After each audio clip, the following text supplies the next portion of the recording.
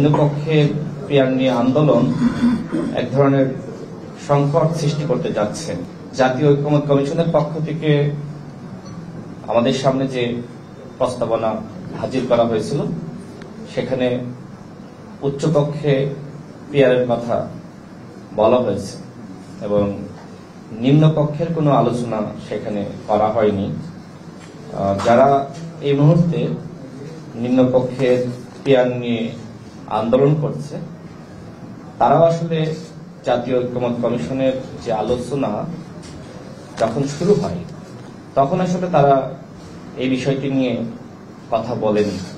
আমার কাছে মনে হয় যে যদি শুরু থেকে তারা জাতীয় ঐক্যমত্য কমিশনের কাছে এই বিষয়টি নিয়ে প্রস্তাবনা হাজির করত তখন হয়তো বিষয়টি নিয়ে আলোচনা ঐক্যমত্য কমিশন করত এবং যেহেতু আসলে আলোচনা শুরুতে হয়নি সেক্ষেত্রে এখন মাঝপথে বা শেষ পথে নিম্নকক্ষের পিয়ার নিয়ে আন্দোলন এক ধরনের সংকট সৃষ্টি করতে যাচ্ছে।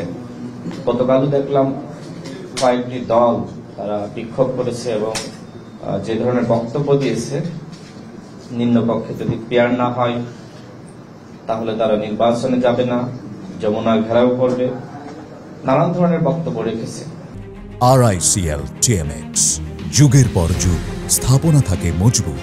আমি এর আগেও আসলে নিম্নকক্ষের পিয়ার নিয়ে কথা বলেছি, যেহেতু এটি নিয়ে আলোচনা চলছে যে কারণে এই বিষয়ে আমার কয়েকটি অ্যানালাইসিস বা মন্তব্য করতে চাই।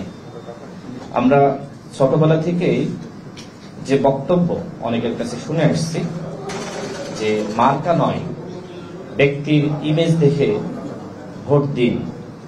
নিম্নকক্ষ যদি পিয়ারের মাধ্যমে গঠিত হয় তো সেক্ষেত্রে এই যে মার্কা নয় ব্যক্তির ইমেজ দেখে ভোট দেন এইটি আসলে থাকে না, বা এই স্লোগান যারা সচেতন মহলের দিয়ে থাকেন এই স্লোগানের আসলে কোনো গুরুত্ব থাকে না। আবার যারা স্বতন্ত্র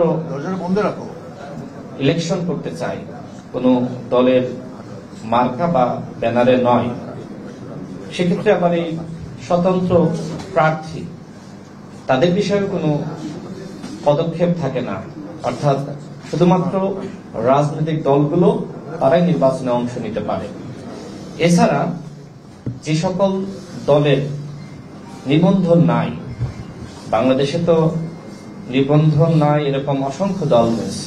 আমরাও একটা সময় রাজনীতি করেছি, তখন আমাদের নিবন্ধন ছিল না। তো যাদের নিবন্ধন নাই তারাও কিন্তু নির্বাচনে অংশ নেওয়ার সুযোগ পাবে না। এখন যারা আসলে এই নিম্নকক্ষে পিয়ারের কথা বলছে তারা এই বিষয়গুলো আসলে অ্যাভয়েড করছে, শুধুমাত্র যেখানে তাদের সুবিধা সেই জায়গাগুলোতে তারা ফোকাস করছে।